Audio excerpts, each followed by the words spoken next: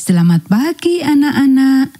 Kita akan belajar firman Tuhan melalui buku renungan pagi anak, Identitas.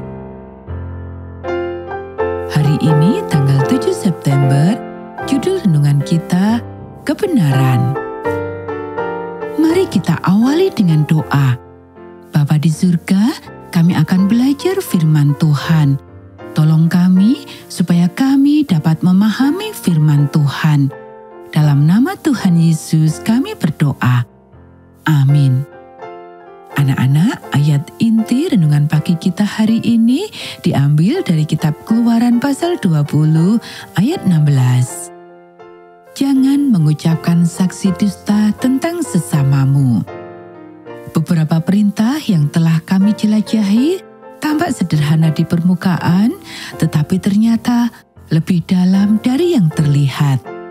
Tidak dengan yang satu ini, semua orang tahu betapa rumitnya kebenaran dan kejujuran.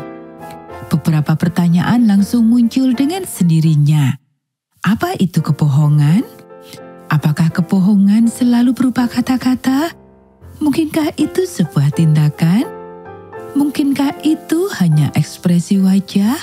Mungkinkah menyembunyikan sesuatu merupakan suatu kebohongan?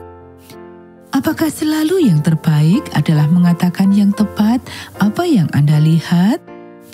Apakah benar jika kita menyembunyikan kebenaran? Apakah tidak masalah untuk memalsukan kebenaran untuk melindungi diri sendiri?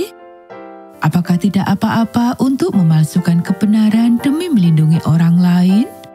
Siapakah tetangga saya? Anak-anak, pertanyaan terakhir adalah yang paling mudah dijawab. Karena seseorang cukup pintar untuk bertanya langsung kepada Yesus, dan dia mendefinisikan sesama bagi kita dengan menceritakan kisah orang Samaria yang baik hati. Yang menarik adalah twist di bagian akhir cerita. Orang itu bertanya, "Siapakah sesamaku manusia?" Yesus bertanya, "Siapakah di antara ketiga orang itu yang menjadi sesama bagi orang yang telah diserang perampok?" Kita bisa baca dalam kitab Lukas pasal 10 ayat 36. Dengan kata lain, jangan tanya siapa yang menjadi tetangga Anda, tanyakanlah kepada siapa Anda bisa menjadi tetangga. Jawabannya, siapapun yang Anda pilih. Bisa jadi, seharusnya siapa saja yang berhubungan dengan Anda. Orang Samaria itu mungkin tidak tinggal di dekat korban.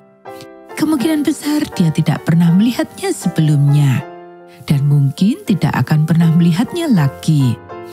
Dia pasti tidak merencanakan hari-harinya dengan menambah jam kerja dan uang untuk menolong orang asing ini. Orang-orang Yahudi akan mengatakan bahwa ia bukanlah anak perjanjian, tetapi dialah orang yang hidup sesuai dengan perjanjian itu. Jadi, jawaban untuk pertanyaan terakhir kita sudah jelas. Mari kita lihat, apakah dalam waktu seminggu ke depan kita bisa menemukan beberapa kemungkinan jawaban untuk beberapa pertanyaan lainnya? Anak-anak, demikianlah renungan pagi kita hari ini. Mari kita akhiri dengan doa. Tuhan, atas lingkungan kosmik yang besar, saya ingin menjadi tetangga yang baik bagi semua orang yang saya temui. Saya ingin bersikap ramah dan penuh kasih. Saya juga ingin jujur, tetapi terkadang sulit. Sulit, dan yang saya maksud bukan hanya godaan untuk berbohong dengan sengaja. Kadang-kadang saya benar-benar tidak tahu apa yang harus saya lakukan. Bimbinglah saya saat saya menjelajahi nilai-nilai inti yang tersembunyi dalam perintah ke-9 ini.